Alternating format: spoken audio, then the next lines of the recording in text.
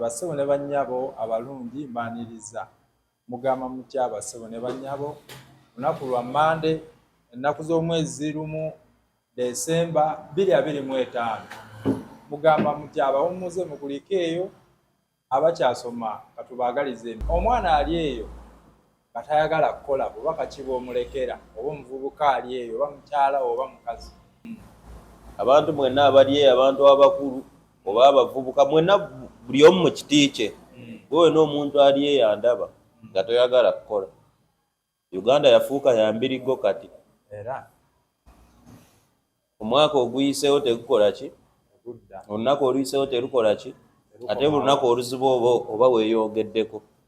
Kyeweeyongeddeko olwaleero si lwa Mande. Kyeweeyongeddeko leero enkya ku Lwokubiri tekigenda kwetoolako. Wabula kigenda kuba kikoze eki? Kyeyongeddeko ate. Buli lukyokula. So tulina okulabira wala. Uganda wadde yafuuka ya mbirigo ekaluba naye y'ensi yaffe tetulina wakulaga. Mwe tulina okukolera, mwe batuzaala, mwe tulina okubeera. Muzibule amaaso omutunule wala.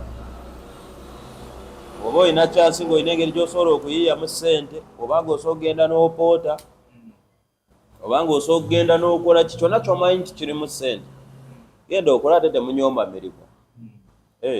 Temunyooma mirimu. Kuba nange bino ebya ttenti wadde nabikuliramu naye nasooka kwewagula.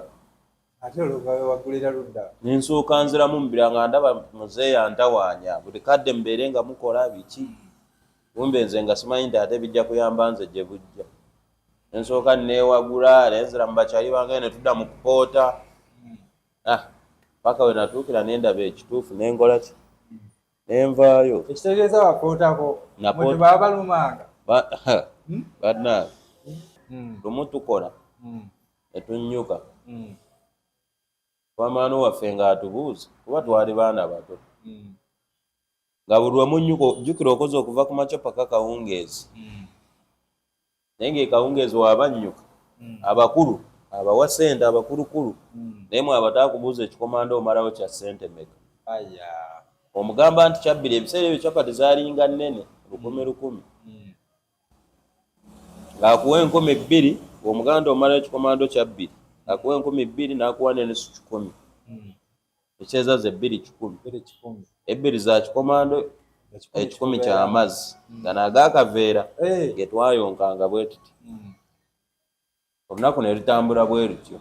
Ate ebyo byonna nabiraba ne ngamba ngenze ne nkomawo wa muzeeyi n'agamba nze saakugoba. Webale kudda. Paka bye bino byolaba kati saawa zino. Red Tent evuga buli wamu. Abo tubalina bangi abatayagala kukola. Ate nze omuntu atayagala kukola okujjako ng'ebyokukola tebiriiyo. N'omuntu atayagala kukola ng'ate ebyokukola weebiri. Ebiseera ebisinga omwekengera ng'aba mubbi. Lwaki toyagala kukola ng'ate ebyokukola weebiri? Mukole. Munoonye ku mirimo mukole. N'ensi si nnyangu bannange ate gye bujja bijja kuba biralamu. Mukole.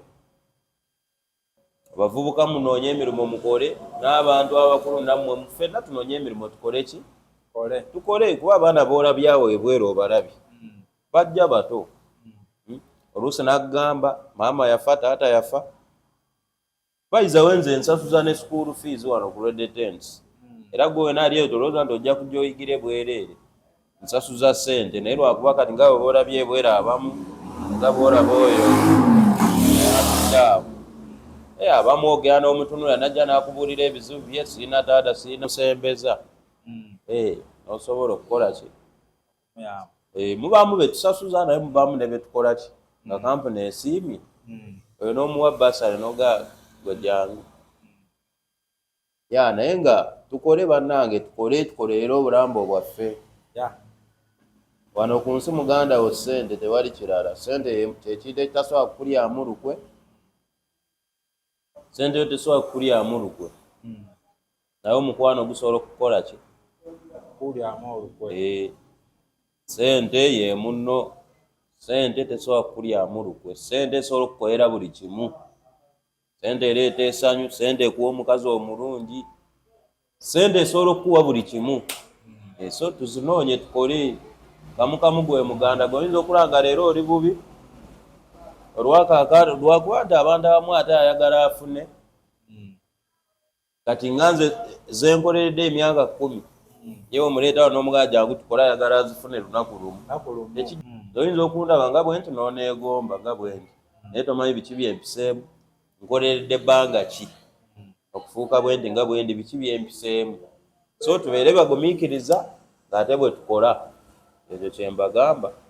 Leero oyinza okuba nga oli mwavu naye Katonda oyinza okusanga yakutegekera nti mu myaka 10 oba 7 ojja kufuna ziri enzibu. Naye we ziba tezinatuuka ezo ennaku ze yakuwa ne bw'onaakola ki n'ate toggwamu maanyi sigala ng'opatikana naye ng'olunaku lwo gye luli gwe wenna ndaba.